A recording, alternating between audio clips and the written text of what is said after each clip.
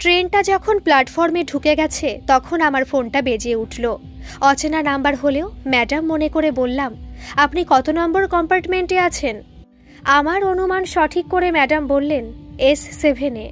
এমনিতেই আমি হাঁটতে হাঁটতে A1-এর সামনে এসে দাঁড়িয়েছিলাম, কিন্তু ম্যাডাম S7 বলাতে ট্রেনের প্যাসেঞ্জারদের ভিড়ের মধ্যে দিয়ে চলতে অসুবিধা হলেও যতটা সম্ভব দ্রুত পা চালাতে চালাতে ফোনটা কানের পাশে রেখেই ম্যাডামকে বললাম, আপনি একটু বসুন, আমি প্রায় এসে গেছি। S6-এর মাঝামাঝি যখন চলে এসেছি তখন S7-এর গেটের মুখের সামনে একজন মোটামুটি দেখতে মাঝারি চেহারার প্যান্ট শার্ট পরা মেয়েকে দাঁড়িয়ে থাকতে দেখে বললাম, আপনি কি গেটের সামনে দাঁড়িয়ে আছেন? ম্যাডাম হ্যাঁ বলতেই আমি হাত উঁচু করে দেখিয়ে ফোনটা কেটে পকেটে রাখতে গিয়ে দেখলাম ম্যাডাম ট্রেন থেকে নেমে তার একটা বড় ট্রলি ব্যাগ নামানোর চেষ্টা করছেন। আমি দ্রুত এগিয়ে গিয়ে আপনি ছাড়ুন, আমি নামাচ্ছি বলে ভারী ব্যাগটা উঁচু করতেই আর একটা ব্যাগ আছে বলে ম্যাডাম তার ফোনটা পকেট থেকে বার করে স্যারকে ফোন করে বললেন, তোমার দেবব্রতবাবু এসে গেছেন। উবেরও বুক করা হয়ে গেছে, সেটা 3 নম্বর স্ট্যান্ডে দাঁড়িয়ে আছে। বাইরে বেরিয়ে গাড়িতে উঠে তোমাকে আবার ফোন করব বলে ফোনটা কেটে দিয়ে আমাকে দুহাতে দুটো ট্রলি ব্যাগের হ্যান্ডেল ধরে টানতে দেখে উনি ওনার ফোনটা পকেটে রেখে আমাকে একটা দিন বলে আমার বাঁ হাতে ধরা ছোট ব্যাগটা নিয়ে বললেন, আপনি স্টেশনে কখন এসেছিলেন? 10টার দিকে বলে বললাম, 3 নম্বর স্ট্যান্ডটা কোন দিকে? জেটির কাছাকাছি বলে ম্যাডাম জিজ্ঞাসা করলেন, কাগজপত্র সব জমা করেছেন তো? হ্যাঁ বলে ট্রলি ব্যাগটা টানতে টানতে গেটের কাছে এসে প্ল্যাটফর্ম ঘড়িতে দেখলাম 12টা 25। এত রাতে গেটে কোনো টিটি না থাকায় উইদাউট চেকিংয়ে আমরা গেটের বাইরে বেরিয়ে জেটি ঘাটের দিকে যখন হাঁটছিলাম তখন ম্যাডাম ফোনটা বার করে উবেরের নাম্বারটা দেখে নিয়ে বললেন, এই নাম্বারের গাড়িটা একটু দেখুন তো, এখানে কোথাও দাঁড়িয়ে আছে বলে ম্যাডাম সেখানে দাঁড়িয়ে গেলেন। ম্যাডামের বলা নাম্বারের গাড়ি খুঁজতে খুঁজতে খানিকটা এগিয়ে এসে গাড়িটাকে দেখতে পেয়ে ম্যাডামকে হাত উঁচু করে ডেকে গাড়ির কাছে এগিয়ে গিয়ে ড্রাইভারকে দরজা খুলতে বললাম। ম্যাডাম ড্রাইভারের সাথে কথা বলে গাড়িতে বসলেন। আমি ব্যাগ দুটো গাড়িতে তুলে ড্রাইভারের পাশের সিটে বসতেই ড্রাইভার গাড়ি স্টার্ট দিয়ে বললেন, সিট বেল্টটা বেঁধে নিন। আমি যখন সিট বেল্ট বাঁধছিলাম ম্যাডাম তখন স্যারকে ফোন করে বলছিলেন, গাড়িতে উঠেছি, এখন রাস্তাঘাট একদম ফাঁকা, খুব বেশি দেরি হলে 20-25 মিনিটের মধ্যে পৌঁছে যাব। দেবব্রতবাবুর সঙ্গে আছেন, তুমি চিন্তা করো না বলে ফোনটা কেটে দিয়ে কিছু সময় চুপ করে থেকে ম্যাডাম বললেন, দেবব্রতবাবু আপনি আর কোথাও অ্যাপ্লাই করেননি? সিট বেল্ট বাঁধা আছে বলে ম্যাডামের দিকে ঘুরতে না পেরে ঘাড় ঘুরিয়ে বললাম, অ্যাপ্লাই তো একটার পর একটা করে যাচ্ছি, ইন্টারভিউও দিচ্ছি, আগামীকালও একটা ইন্টারভিউ আছে। ম্যাডাম প্রায় সাথে সাথেই বললেন, চাকরির বাজার এই মুহূর্তে একটু খারাপ, তবে আপনি চেষ্টা চালিয়ে যান, যতই চাকরির বাজার খারাপ হোক আপনার যা রেজাল্ট তাতে মনে হয় না চাকরি পেতে খুব বেশি দেরি হবে। ম্যাডামের আশ্বাস শুনে ভালো লাগলেও কিছু না বলে গাড়ির কাচের ভেতর দিয়ে রাতের কলকাতা দেখতে দেখতে একসময় গাড়িটা স্যারের বাড়ির আগে ব্যাংকের মোড়ের কাছে চলে এলো। ড্রাইভারকে পথ নির্দেশ দিতে দিতে স্যারের বাড়ির সামনে যখন এসে দাঁড়ালাম ম্যাডাম গাড়ি থেকে নেমে অনলাইনে গাড়ি ভাড়া মিটিয়ে তাড়াতাড়ি উপরে উঠে গেলেন। আমি ম্যাডামের ব্যাগ দুটো গাড়ি থেকে বার করে দোতলায় তুলে দিয়ে যখন চলে আসছি ম্যাডাম তখন সেখানে না থাকলেও স্যার বললেন, তুমি না থাকলে আজ আমার মেয়েটার খুব অসুবিধা হতো। না না স্যার, ওরকম বলবেন না, ম্যাডাম যথেষ্ট স্মার্ট, আমি না থাকলে উনি ঠিক চলে আসতেন বলে বললাম, ট্রেনটা দীর্ঘ সময় লেট করার জন্য ধকলটা সবচেয়ে বেশি ম্যাডামের হয়েছে, ওনার এখন রেস্টের প্রয়োজন, তাছাড়া 1টা বেজে গেছে, কাল আমার ইন্টারভিউ আছে, আমি এখন আসি বলে স্যারকে বললাম দরজাটা বন্ধ করে দিন। 4 দিন পর দুপুরে যখন খাচ্ছি তখন আমার ফোনে একটা মেসেজ ঢোকার আওয়াজ হলো। খেয়ে উঠে হাত মুখ ধুয়ে ফোনটা খুলে দেখলাম 1 সপ্তাহ আগে যেখানে ইন্টারভিউ দিয়েছিলাম সেখানে সিলেক্ট হয়েছি এবং 3 দিনের মধ্যে জয়েন করতে বলেছে। আনন্দে চোখে জল চলে এলো। 1বার 2বার 3বার মেসেজটা পড়লাম, তারপর মনে হলো মাকে ফোন করে খবরটা দিই। সঙ্গে সঙ্গে মাথায় এলো মেসেজটা যদি ফেক হয় তার থেকে যেখানে জয়েন করতে বলেছে সেখানে কালই যাব জয়েন করতে। যদি সঠিক হয় তাহলে জয়েন করে মাকে এবং স্যারকে খবরটা দেব। পরদিন সকালে উঠে অন্যান্য দিনের মতো কিছুক্ষণ শরীর চর্চা করে রান্নাঘর আর বারান্দা ঝাড় দিয়ে যে জামা প্যান্টটা পরে বেরোবো সেটা ইস্ত্রি করে রেখে ইন্ডাকশানের ওপর ডেচকিটা বসিয়ে তাতে দুমুঠো চাল, একটা আলু আর একটু কুমড়ো বসিয়ে স্নান করতে গেলাম। খেয়ে 8:30টার মধ্যে বাসা থেকে বেরিয়ে মেসেজে পাঠানো ঠিকানায় গিয়ে দেখলাম হ্যাঁ, চাকরিটা আমার সত্যি হয়েছে। মেসেজটা সঠিক ছিল। সমস্ত ফর্মালিটিস কমপ্লিট করে আমার কাজ বুঝে নিয়ে অফিসের ডেস্কে গিয়ে যখন বসলাম তখন দুপুর গড়িয়ে গেছে। অফিস থেকে প্রথমে স্যারকে ফোন করলাম, ফোনটা বেজে গেল, স্যার ধরলেন না। এরকম সময় হয়তো ঘুমিয়ে পড়েছেন ভেবে এবার মাকে ফোন করলাম। মা ফোন ধরে হ্যাঁ বল বলতেই মাকে বললাম, মা আমি চাকরি পেয়েছি। মা কিছু না বলে চুপ করে আছেন দেখে আবার বললাম, মা আজ আমি অফিসে জয়েন করে সেখান থেকে তোমাকে ফোন করছি। কয়েক সেকেন্ড চুপ করে থেকে মা উচ্ছ্বাসে কেঁদে ফেলে কাঁদতে কাঁদতে বলতে লাগলেন, দেব তুই চাকরি পেয়েছিস, দাঁড়া তোর বাবাকে খবরটা দিই। বলে বলতে লাগলেন, রাধা মাধব আমার কথা শুনেছেন। মা আমি অফিস থেকে ফোন করছি, রাতে ঘরে গিয়ে তোমাকে ফোন করব। এখন আমি ছাড়ছি। কথাটা বার দুই বলার পর মা ঠিক আছে ঠিক আছে তাই করিস, সাবধানে থাকিস বলে ফোনটা কেটে দিলেন। আমি চোখ বন্ধ করে এই মুহূর্তে মায়ের মুখমণ্ডলের চেহারাটা ঠিক কেমন হতে পারে কল্পনা করতে করতে ভাবতে লাগলাম, চাকরি যখন পেয়েছি এখন থেকে আমি আমার মা বাবা ভাই বোনের দায়িত্বটা নিতে পারবো। অফিস থেকে বেরিয়ে বাসে করে বাড়ি ফিরতে ফিরতে ভাবতে লাগলাম, ছেলেমেয়েগুলোর পরীক্ষার সামনে টিউশনিগুলো এখন কি করে করব। বেসরকারি সংস্থার চাকরি, সকাল 9:30টার মধ্যে অফিসে ঢুকতে হবে, বাসায় ফিরতে ফিরতে সন্ধে 7টা 7:30টা বেজে যাবে। এখন একমাত্র উপায় ছাত্রছাত্রীদের গার্জেনের সাথে কথা বলে দেখতে হবে পরীক্ষা পর্যন্ত রবিবার ছাড়া যাদের যেদিন পড়ানোর ডেট ছিল তারা রাত 8টা থেকে পড়তে পারবে কিনা। ব্যাংক অফ বরোদার স্টপেজে নেমে অ্যাপয়েন্টমেন্ট লেটারটা জেরক্স করে স্যারের জন্য কম মিষ্টির সন্দেশ কিনে বাসার উদ্দেশ্যে হাঁটতে হাঁটতে জয়ন্তবাবুকে ফোন করে আমার চাকরির কথা বলে বললাম, আপনি যে টিউশনে দুটো ঠিক করে দিয়েছিলেন তাদের রাতে ছাড়া তো পড়ানোর সময় পাবো না। এখন আমি কি করি বলুন তো। খুব ভালো খবর দিলে দেবব্রত, আমি খুব খুশি হয়েছি তোমার চাকরির খবর শুনে। এখন আমি একটা মিটিংয়ের মধ্যে আছি, পরে আমি তোমার কাছ থেকে সব শুনব বলে জয়ন্তবাবু বললেন, তুমি তোমার স্টুডেন্টদের গার্জেনের সাথে কথা বলে দেখো, মনে হয় না ওনারা আপত্তি করবেন। ঠিক আছে দাদা, কথা বলছি বলে জয়ন্তবাবুর ফোনটা কেটে দিয়ে শুভ্রর বাবা ডাক্তারবাবুকে ফোন করে আমার চাকরির কথা বলে বললাম, সকালের দিকে তো এখন সময় হবে না।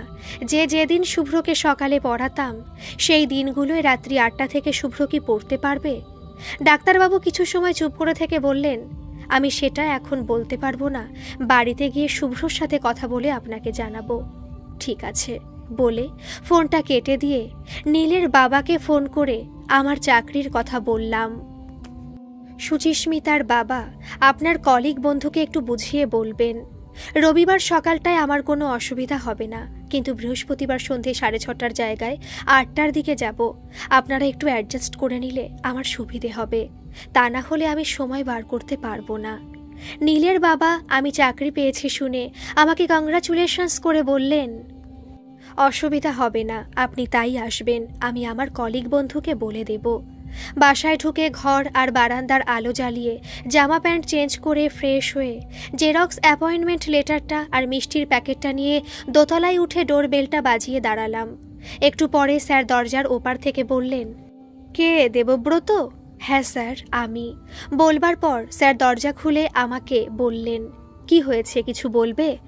আমি স্যারের হাতে আমার অ্যাপয়েন্টমেন্ট লেটার আর মিষ্টির প্যাকেটটা দিয়ে স্যারকে প্রণাম করে বললাম, স্যার আমি আইটি সেক্টরে চাকরি পেয়েছি। স্যার আমার মাথার উপর হাত রেখে, খুব ভালো, ভেতরে এসো বলে দরজাটা বন্ধ করে দিয়ে বারান্দায় যেতে যেতে বললেন, সম্পূর্ণ নিজের চেষ্টায় চাকরিটা কিন্তু তুমি শেষ পর্যন্ত পেলে, আপনাদের সহযোগিতা ছিল বলে হয়তো হয়েছে বলে বললাম, স্যার, মিষ্টিটা কিন্তু কম মিষ্টির সন্দেশ, খাবেন? স্যার মিষ্টির প্যাকেটটা টেবিলের ওপর রেখে আমার অ্যাপয়েন্টমেন্ট লেটারটা ভালো করে দেখতে দেখতে বললেন, বেশ বড় কোম্পানিতেই তো চাকরিটা হয়েছে তোমার। বলে অ্যাপয়েন্টমেন্ট লেটারটা আমাকে ফেরত দিয়ে স্যার নিজে সোফায় বসে আমাকে বসতে বলে বললেন, যে টিউশনিগুলো করতে সেগুলোর এখন কি হবে? অ্যাপয়েন্টমেন্ট লেটারটা ভাঁজ করে টি শার্টের পকেটে রেখে বললাম, গার্জেনদের ফোন করে বলেছি অফিস থেকে ফিরে 8টার দিকে গিয়ে পড়াবো। আমার কথা শুনে স্যার বোধহয় একটু অবাকই হয়েছেন, তাই আমার মুখের ওপর ওনার চোখের মণি দুটো ঘোরাতে ঘোরাতে বললেন, বেসরকারি অফিসে সারাদিন কাজ করবার পর ওদের পড়ানোর এনার্জি থাকবে তো তোমার?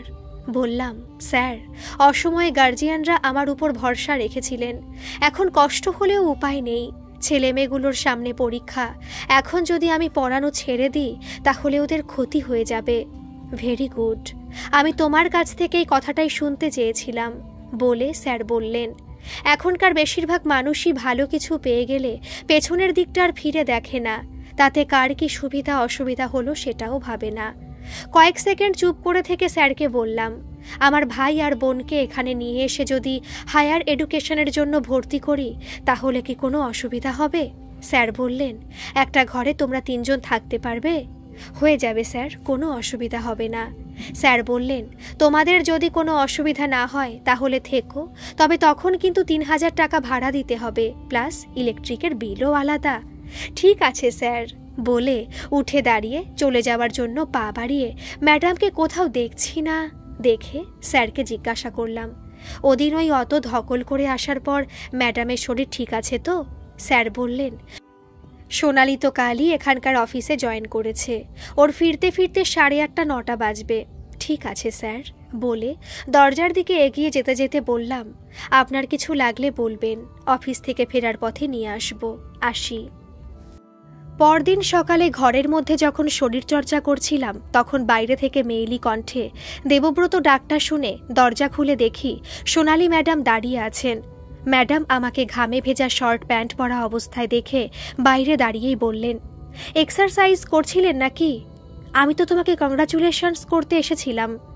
1 মিনিট ম্যাডাম, বলে তাড়াতাড়ি ঘরের মধ্যে এসে শর্ট প্যান্টের উপর একটা প্যান্ট পরে ঘামে ভেজা শরীরটার উপর একটা টি শার্ট চাপিয়ে দরজার দিকে আসতে আসতে ভাবছিলাম, ম্যাডাম হঠাৎ আমাকে তুমি বলা শুরু করলেন কেন?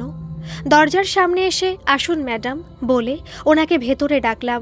ঘরের ভেতরে এসে ম্যাডাম এদিক ওদিক তাকাচ্ছেন দেখে ফ্যানটা চালিয়ে তক্তপোষের উপর পেতে রাখা বিছানাটা গুটিয়ে একটা কোণা খানিকটা হাত দিয়ে মুছে ম্যাডামকে বসতে বলে বললাম, এখানে কোনো চেয়ার নেই। ম্যাডাম ঠিক আছে বলে তক্তপোষের মোছা কোণাটায় বসে বললেন, বাবার কাছে তোমার চাকরির খবর শুনে খুব খুশি হয়েছি। পরক্ষণে বললেন, শুনলাম তুমি নাকি তোমার ভাই বোনকে এখানে নিয়ে এসে কলেজে ভর্তি করাবে। হ্যাঁ ম্যাডাম, ভেবেছি ওদের এখানে নিয়ে এসে কলেজে ভর্তি করার সাথে সাথে কম্পিউটারটাও শিখে নিতে বলবো। বলে বললাম, চাকরি যখন একটা পেয়েছি তখন বড় ভাই হিসেবে ওদের ভবিষ্যতের চিন্তাটাও তো আমাকেই করতে হবে।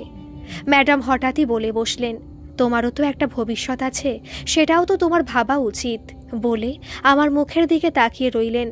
কয়েক সেকেন্ড চুপ করে থেকে বললাম, আমার বাবা চাষবাস করে আমাকে এই পর্যন্ত নিয়ে এসেছেন। বাবার এখন বয়স হয়েছে, তাছাড়া আগের মতো চাষবাসেও তেমন ইনকাম নেই। এখন যদি নিজের কথা ভেবে ভাই বোন দুটোর পাশে না থাকি তাহলে হয়তো ওদের আর হায়ার এডুকেশন নেওয়া হবে না। তাই বাবা যেমন আমার জন্য করেছিলেন তেমনি আমিও ওদের জন্য যতটা পারি করব, এটা আমার কর্তব্য। আমার কথা শুনে ম্যাডামের মুখটা আস্তে আস্তে গম্ভীর হয়ে গেল। কিছু সময় চুপ করে থেকে কর্তব্যের কথা বলছো বলে বললেন, তুমি কি জানো আমি ডিভোর্সি? কথাটা ঘুরিয়ে বললাম, স্যার তো তেমন কিছু বলেননি। ডিভোর্সি মেয়ের কথা সব বাবাই হয়তো বলতে লজ্জা পায়, কিন্তু জানো অধিকাংশ ডিভোর্স কিন্তু মেয়েদের জন্য হয় না, ছেলেদের জন্য হয়, যেমন আমারটা। বলে ম্যাডাম বলতে লাগলেন, স্বপনের সাথে আমার কলেজে প্রথম আলাপ হয়েছিল। সে যেমন স্মার্ট তেমনি পড়াশোনাতেও খুব ভালো ছিল। যথারীতি সেই আলাপ আস্তে আস্তে প্রেমে পরিণত হয়। পরে একদিন বুঝতে পারলাম সেই প্রেম ভালোবাসায় রূপান্তরিত হয়েছে। ওই সময় স্বপনের আকর্ষণ এতটাই দুর্নিবার ছিল আমি নিজেকে আটকাতে পারিনি। স্বপন আমার 1 বছর আগে কলেজ থেকে বেরিয়ে 6 মাসের মধ্যে চাকরি পাওয়ার পর সে আমাকে বিয়ে করবে বলে জোর করতে লাগলো। বাবাকে সেটা বললাম। ছোটবেলায় মাকে হারিয়ে বাবার কাছে মানুষ হয়েছি বলে এটা জানতাম বাবা আমাকে একটু বেশি স্নেহ করেন, তাই তিনি ভালো করে খোঁজ খবর না নিয়ে আমার বিয়ে দেবেন না। বাবা যেহেতু একসময় কলেজের প্রফেসর ছিলেন, তাই তিনি খোঁজ খবর নিয়ে জানতে পারেন স্বপন পড়াশোনাতে ভালো হলেও ছেলে ভালো না। বাবা সেটা আমাকে জানাতে দেরি করেননি। উনি সেই সময় আমাকে বারণ করে দিয়েছিলেন স্বপনের সাথে মিশতে। বলেছিলেন, ছেলেটা ভালো না, ওর সাথে মিশিস না। ও শুধু তোর সাথে না, আরও দুজনের সাথে মেলামেশা করে। তাছাড়াও ও সব রকম নেশা করে। বাবার কথা সেদিন আমি বিশ্বাস করিনি, কারণ আমি কখনো স্বপনকে অন্য কারোর সাথে মিশতে বা নেশা করতেও দেখিনি। স্বপন বিয়ে করতে চাইলেও যেহেতু বাবার অমত আর আমি তখনও স্টুডেন্ট, তাই ওই মুহূর্তে স্বপনকে বলে দিয়েছিলাম, ধৈর্য ধরো, কলেজ কমপ্লিট করে বেরিয়ে বিয়ে করব ঠিকই, তবে আমি কিন্তু চাকরির চেষ্টা করব, যদি পাই তাহলে কিন্তু তুমি আপত্তি করতে পারবে না। স্বপন রাজি হয়েছিল। আমিও 7 মাস পর কলেজ থেকে বেরিয়ে বাবার আপত্তি সত্ত্বেও স্বপনকে বিয়ে করেছিলাম। বিয়ের পর একদিকে যেমন আমি চাকরির চেষ্টা করতে লাগলাম, অন্যদিকে স্বপনের সাথে ভালোবাসার নৌকায় ভাসতে ভাসতে কখনো ওর অফিস পার্টিতে, কখনো বন্ধু বান্ধবের বিভিন্ন অনুষ্ঠানে, কখনো বাইরে ঘুরতে বেরিয়ে পড়তাম। 3টে মাস বোধহয় স্বপ্নের মতো কেটেছিল। সেদিন আমার শরীর খারাপ ছিল বলে স্বপনের পার্টিতে যাইনি। গভীর রাতে ড্রাইভার যখন স্বপনকে কোলে করে দরজার সামনে নামিয়ে দিয়ে গেল, তখন দেখলাম সে ঠিকমতো দাঁড়াতে পারছে না, তার জ্ঞানও নেই। এরকম দেখা অভ্যেস নেই বলে স্বপনকে সেদিন ওইভাবে দেখে আমি কি করব বুঝতে পারছিলাম না। এক এক করে তার জুতো মোজা খুলে অনেক কষ্টে স্বপনের শরীরটাকে বিছানায় টেনে নিয়ে এসে শুয়ে দিয়ে এসিটা চালিয়ে তার মুখের দিকে তাকিয়েছিলাম। সেদিন সারা রাত আমি ঘুমোতে পারিনি। বাবার কথা খুব মনে পড়ছিল। সেদিন নিজেকে এই বলে সান্ত্বনা দিয়েছিলাম, পার্টিতে হয়তো বন্ধু বান্ধবরা জোর করে ওকে খাইয়ে দিয়েছে। এরপর থেকে স্বপন নিয়মিত নেশা করে আসতো। আমি কিছু বললে আমার উপর চোটপাট করত, এমনকি গায়ে হাতও তুলত। আমার তখন এমন অবস্থা, আমি না পারছি বাবাকে কিছু বলতে, না পারছি স্বপনকে নেশা করা থেকে আটকাতে। প্রতিনিয়ত নিজের সাথে লড়াই করছিলাম। এইভাবে 7 মাস অতিক্রান্ত হওয়ার পর বর্তমানে যেখানে চাকরি করছি তাদের অফিসেই চাকরি পেলাম। চাকরি পেয়েছি খবরটা যখন আমি খুব আনন্দিত হয়ে স্বপনকে বলতে গেলাম, সে আমার উপর ক্ষেপে উঠে বলল, চাকরি করার নাম করে তো ঢলাঢলি করবি, চাকরি তোর করতে হবে না বলে জোর করে আমার কাছ থেকে ফোন কেড়ে নিয়ে ধাক্কা দিয়ে ঘরের মধ্যে ফেলে দিয়ে 3 দিন ঘর বন্ধ করে রেখেছিল। ওই 3টে দিন আমি আমার নিজের উপর রাগে ক্ষোভে খাওয়া বন্ধ করে মরতে চেয়েছিলাম। এই জন্যই যাকে ভালোবেসে বিয়ে করেছি সে আজ তুই তোকারি করে গায়ে হাত তুলছে। এর থেকে বড় অপমান আর কিচ্ছু হয় না। তুমি বলো, সেদিন স্বপন কি স্বামীর কর্তব্য পালন করেছিল? উনি তো বিয়ের আগে কথা দিয়েছিলেন আপনি চাকরি করতে পারবেন বলে। মাথা নাড়তে নাড়তে স্বপনবাবুর এটা করা উচিত হয়নি বলে বললাম, বন্ধ ওই ঘর থেকে আপনাকে উদ্ধার করলো কে? ম্যাডাম বলতে লাগলেন। 3 দিনের দিন আমার কোনো সারা শব্দ না পেয়ে স্বপন বন্ধ দরজা খুলে আমাকে নিস্তেজ হয়ে পড়ে থাকতে দেখে তাড়াতাড়ি হসপিটালে নিয়ে যায়। সেখানে একদিন থেকে একটু সুস্থ বোধ করতেই আমি আমার ফোনটা চেয়ে স্বপনকে বলেছিলাম, আমি তোমার সাথে থাকবো না, যদি জোর করো পুলিশে কমপ্লেন করে বলবো তুমি আমার সাথে কি ব্যবহার করেছো। স্বপন তখন পুলিশের ভয়েতে ফোনটা ফেরত দিয়ে বলে, আমি ভুল করেছি, আর ওরকম করবো না, তুমি চাকরি করতে হয় করো, কিন্তু বাড়ি চলো। স্বপনের রূপটা খুব ভালো করে দেখেছিলাম বলে তার কথায় না ভুলে হসপিটাল থেকে সোজা বাবার কাছে চলে এসে পরদিন অফিসে গিয়ে জয়েন করি। ম্যাডামের কথা শুনে কিছু সময় চুপ করে থেকে জিজ্ঞাসা করলাম, ডিভোর্স ফাইল কি আপনি করেছিলেন নাকি স্বপন বাবু? ম্যাডাম বললেন, আমি অফিসে জয়েন করার 7 দিন পরই ডিভোর্স ফাইল করেছিলাম, যেটা 8 মাস পর ফাইনাল হয়। তারপর আমি মূলত স্বপনকে অ্যাভয়েড করবার জন্যই আমার অফিস বসকে অনেক বলে কয়ে পুনেতে ট্রান্সফার হয়ে যাই। বললাম, স্বপনবাবু আপনাকে ডিভোর্স দিয়ে দিলেন, আপত্তি করলেন না? করেছিল, কিন্তু যেদিন ওকে কোর্টের মধ্যে দাঁড়িয়ে বলেছিলাম তুমি যদি ডিভোর্স পেপারে সই না করো তাহলে কিন্তু আমি পুলিশকে জানাতে বাধ্য হব তুমি আমাকে মারধর করে ঘরে বন্ধ করে রাখতে, তার প্রমাণস্বরূপ হসপিটালের কাগজ কিন্তু আমার কাছে আছে। এরপর স্বপন ডিভোর্স পেপারে সই করেছিল বলে তক্তপোষ থেকে উঠে দরজার দিকে এগিয়ে যেতে যেতে ম্যাডাম বললেন, তোমাকে কথাগুলো বলার কারণ তোমাকে দেখে আমার মনে হয়েছে তুমি একটু বেশি সরল, তার উপর বয়সও কম। চাকরি পেয়েছো তো, তাই অনেক রকম হাতছানির মধ্যে পড়তে পারো। সাবধানে থেকো। আর আমি মনে হয় তোমার থেকে বছর 5 বড় হব। আমার কোনো ভাই নেই, তাই তুমি আমাকে ম্যাডাম না বলে দিদি বলে ডাকলে আমার ভালো লাগবে। কথাগুলো বলে দিদি দরজার বাইরে গিয়ে আবার ফিরে এসে বললেন, তুমি তোমার ভাই বোনের জন্য যে কর্তব্য করতে চাও, আমিও না হয় তোমার মহৎ উদ্দেশ্যের কথা ভেবে আমার ভাইয়ের জন্য কিছু কর্তব্য পালন করব বলে বললেন, আমি বাবাকে বলে দেব তোমার ঘর ভাড়া আর ইলেকট্রিকের টাকাটা না দিতে। এছাড়াও তোমার ভাই বোনের জন্য যদি কখনো কোনো কিছুর দরকার হয়, তুমি তোমার এই দিদিকে বলতে পারো। বলে দিদি চলে গেলেন। আমি রান্না ভুলে স্নান ভুলে একই জায়গায় দাঁড়িয়ে ভাবতে লাগলাম, মেয়েরা বড় অদ্ভুত। ভালোবেসে বাবা মা ঘর পরিবার ছেড়ে যেতে দুবার ভাবে না, আবার সেই ভালোবাসার কাছ থেকে দিনের পর দিন অসম্মানিত হলে তাকে ছেড়ে চলে আসতেও দ্বিধা করে না। সোনালি দিদিকে সেদিন স্টেশন থেকে বাড়ি আসা পর্যন্ত যেটুকু দেখেছিলাম, তাতে আমার মনে হয়েছিল উনি খুব স্ট্রং এবং স্মার্ট। হয়তো উনি তাই, কিন্তু ওনার কথা শোনার পর মনে হলো দিদিকে উপর থেকে দেখে বোঝা যায় না তার ভিতরে কতটা চোরা স্রোত বইছে। গল্পটা আপনাদের কেমন লাগলো বন্ধুরা, অবশ্যই কিন্তু কমেন্ট করে জানাবেন। ভালো লাগলে একটা সাবস্ক্রাইব করে আমার এই ছোট্ট পরিবারের সাথে যুক্ত হয়ে যাবেন। ধন্যবাদ।